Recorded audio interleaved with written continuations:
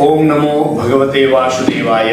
आप सभी को सुबह का राम राम। सभी सुधीजन बंधुओं, आपके लिए वीडियो हम लेकर के आए हैं हस्तरेखा की जानकारियां। हस्तरेखा से हम अपने बारे में क्या जान सकते हैं। आप जानते होंगे कि हम सारे जो भी कर्म करते हैं वो पूर्ण रूप से उसको लागू करने में या क्रिया को पूर्ण करने में हाथ का बड़ा योगदान है। हस्तरेखाओं का बड़ा महत्व है, बड़ा स्थान है। और मैं आपको कह दूं कि सारी एक्टिविटी, सारी क्रियाएं ग्रह नक्षत्र के माध्यम से हमारे इस हस्त में पिरोई हुई है, और जो जो पिरोई है वही हम करते हैं। अच्छा हो, बुरा हो, उल्टा हो, सीधा हो, लेकिन हम करना तो मनुष्य जन्म में, मनुष्य योनि में अच्छा ही करना चाहते हैं, या हमें अच्छा करने के लिए यह तन मिला है, यह जीवन मिला है। हम कैसे जाने हम अच्छा करेंगे या बुरा, या हमारे साथ अच्छा होता है या बुरा। इसलिए आज हम आपको यह जानकारी कर देने आए हैं हस्तरेखा के माध्यम से कि आपके हस्तरेखा में यदि गुरु पर्वत, ये देखिए ये तर्जनी अंगुली है, इंडेक्स फिंगर, ये है गुरु पर्वत, ये गुरु का स्थान है। और ये मध्यमा, ये शनि का स्थान, ये सूर्य का स्थान है, अनामिका रिंग फिंगर, ये सूर्य का स्थान है। और ये बुध का स्थान है, ये चंद्रमा का स्थान है, ये शुक्र का स्थान है, और ये जो है मंगल का स्थान है। अब हस्तरेखा में आप जाइए, देखिए कि जितने इन ग्रहों के, ये नवग्रहों के ये स्थान है, इन स्थानों में यदि आपके उस स्थान में उभार है, उठा हुआ है, इनको पर्वत बोलते हैं, ग्रहों के पर्वत। तो अगर ये उभरे हुए हैं, भरे हुए हैं, तो आप समझिए कि वो स्टार या वो ग्रह आपका, आपके जीवन में बहुत एक्टिवली अपना फर्ज निभा रहा, दायित्व निभा रहा। उससे होने वाला अच्छा या बुरा जो भी नुकसान या लाभ है वो आपके साथ होगा। कैसे? जैसे मान लीजिए यदि आपका एक गुरु पर्वत है, यदि गुरु पर्वत में कोई लाइनें नहीं है, प्लेन रूप से है और वह ऊपर उभरा हुआ है, ऐसा व्यक्ति ज्ञानी भी होता है और अच्छा कर्म कैरियर वाला होता है, और उसको अच्छी संतान की प्राप्ति होती है, और उसको अच्छी शिक्षा का योग बनता है, और उसे अच्छी पत्नी की भी प्राप्ति हो। यानी गुरु आपको गुरु पर्वत से यह लाभ देता है। साथ में आपको बता दें ये शनि पर्वत है। शनि पर्वत यदि ऊपर उठा हुआ है तो आप समझिए आपके भाग्य को वो जगाएगा, आपके जीवन में वो चीजें प्राप्त कराएगा जो आप नहीं प्राप्त कर पाते हैं, या आपको जिसकी उम्मीद नहीं है वो भी आपको मिल जाएगा। सूर्य पर्वत यदि उठा है, और सूर्य पर्वत में अगर यहाँ से कोई लाइन है, तो आपको बहुत पढ़ने का शौक होगा,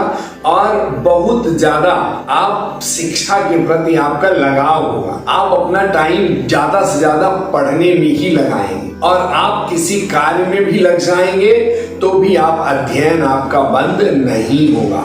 ये बुध पर्वत है, यदि बुध पर्वत उठा है तो आप में व्यापारिक कुशलता बहुत होगी। और अगर यहाँ चंद्र पर्वत से रिलेटेड या भाग्य रेखा से रिलेटेड कोई लाइन उससे जुड़ गई तो आप समझिए कि नए नए उद्यम, व्यापार से या उन प्रतिष्ठानों से आप जुड़ते चले जाएंगे जो आपको जीवन में अनेक प्रकार के अर्निंग स्रोत देंगे, कमाने के साधन देंगे। ये कुशलता बुध देता है। यहाँ पर आप देखिएगा तो यहाँ रेखाएं, विवाह की रेखाएं होती हैं, एक रेखा, दो रेखा, तीन रेखा, या जो भी हो। इसका ये मतलब होता है कि व्यक्ति के जीवन में इस प्रकार से विवाह से संबंधित जो संयोग है इस प्रकार बनते हैं। किसी का एक बार टूट जाता है, किसी का 2 बार, या किसी का 3 बार, ऐसे कई प्रकार घटनाएं आपने देखा होगा। इससे हम विवाह से संबंधित अपने जीवन की परिस्थितियां जान सकते हैं। ये है शुक्र पर्वत। शुक्र पर्वत स्ट्रांग है तो आपके जीवन में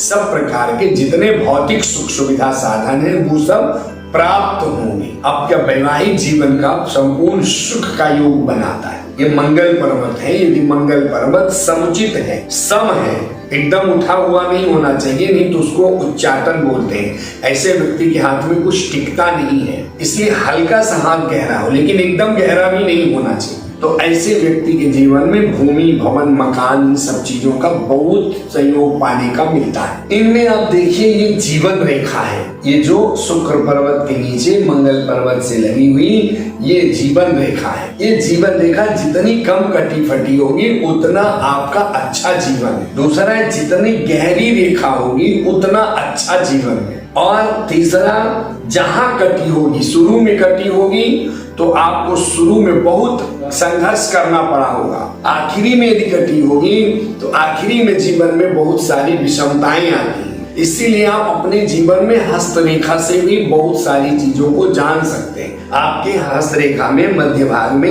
ये भाग्य रेखा होगी, और भाग्य रेखा जितनी प्रगाढ़ होगी, जितनी तीक्ष्ण होगी, उतना ही तेज से भाग्य बढ़ता है या जगता है। यहाँ पर है मस्तिष्क रेखा होती है, ये देखिए ये मस्तिष्क रेखा है, और ये हृदय रेखा है। हृदय रेखा यदि कटी फटी नहीं है तो उस व्यक्ति को हार्ट अटैक इत्यादि बीमारी नहीं होती। उसी प्रकार मस्तिष्क रेखा में भी कोई अगर लाइन नहीं है तो व्यक्ति दुविधा वाला, डाउट वाला, संदेह वाला नहीं होता है। इस प्रकार से हम अपने जीवन में हस्तरेखा से भी बहुत सारी जानकारियां प्राप्त कर सकते हैं। यदि आपको और अपने हस्तरेखा से संबंधित जानकारी चाहिए, हाथ दिखाकर अपने बारे में कुछ जानना चाहते हैं, तो आप हमसे जुड़ सकते। हम आपको आपकी हस्तरेखा के माध्यम से ये बताने का प्रयास करेंगे कि आपका जीवन किस दिशा की तरफ जा रहा है, क्या उन्नति करेंगे या क्या सतर्कता बरतनी चाहिए। कई बार लोग ज्योतिष से अब डरने लगे, क्योंकि ज्योतिष में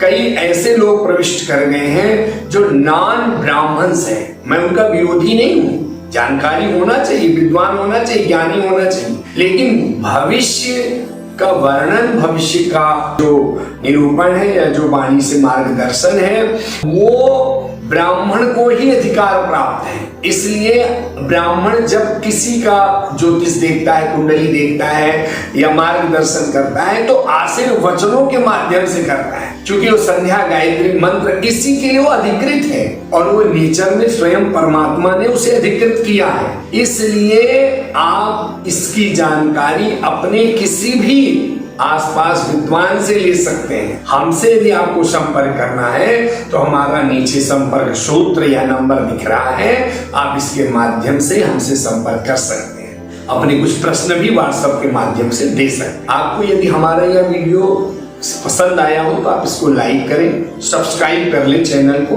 और शेयर भी करें ताकि अधिक से अधिक लोगों तक जानकारी पहुंचे। सादर धन्यवाद। जय जय श्रीमन्नारायण। हर हर महादेव। ओम शांति।